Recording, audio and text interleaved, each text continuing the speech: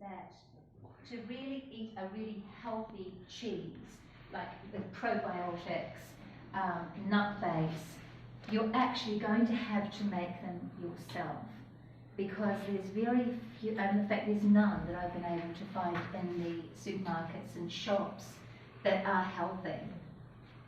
So that's the thing.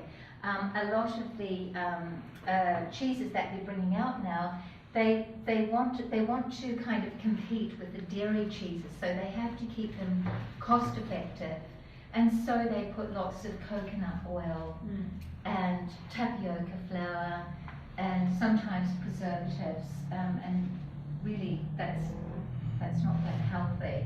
So the way that I make cheeses is very cottage industry and very crafty, and yeah, so we're using cashew nuts, we're using a Rejuvelac, which you make yourself, and I'm going to take you through all of those stages, bit by bit, step by step, of how to do that.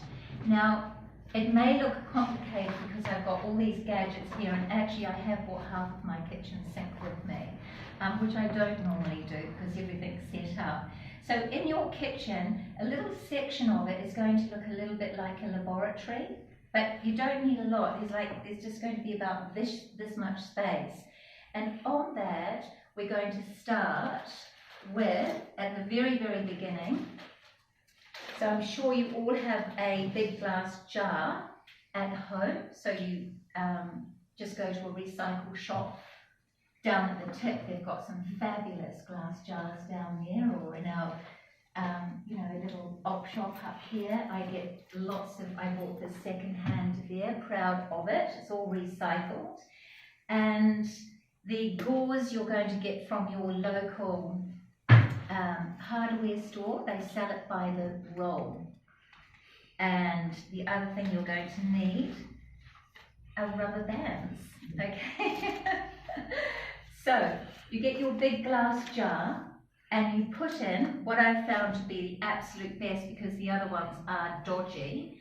You need a grain, so it can be rice, it can be buckwheat, which this is, which is your guarantee that's going to sprout, because you need the little tails on it. You can also use quinoa, but after trial and terror, I have, realised buckwheat is your best thing. When you soak buckwheat, you can only soak it for about 3 hours.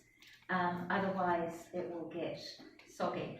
So then you rinse it out and you just put it in a sieve, and it sprouts. It gets tails within 2 days. So if you try to make Rejuvelac with other grains, it's unpredictable and frustrating, particularly if you plan. So if you plan to make a vegan cheese, let's say on the weekend, you're going to a friend's house and you think, I really want to bring along a vegan cheese as my contribution to whatever, a dinner party or wine on the balcony or something, and then you think, right, I'm going to get that Rejuvelac ready. You don't want to have it not work, so you do have to plan in advance. The good news is that your Rejuvelac can be in the fridge for 1 month. So this is a live probiotic, which is really good for the gut. So that's something that supermarket cheeses aren't offering right now with vegan cheeses. So that's the liquid we're going to be using. Can I just ask a question? Yeah, sure. Do we take notes, or will you give us the... To make the Rejuvelac? For everything? I'm giving you recipes. Oh, good, so we'll have all of that. But I would still take notes. Okay. Yeah, if that is going to help you. Do you need a pen or paper? Yeah. Okay.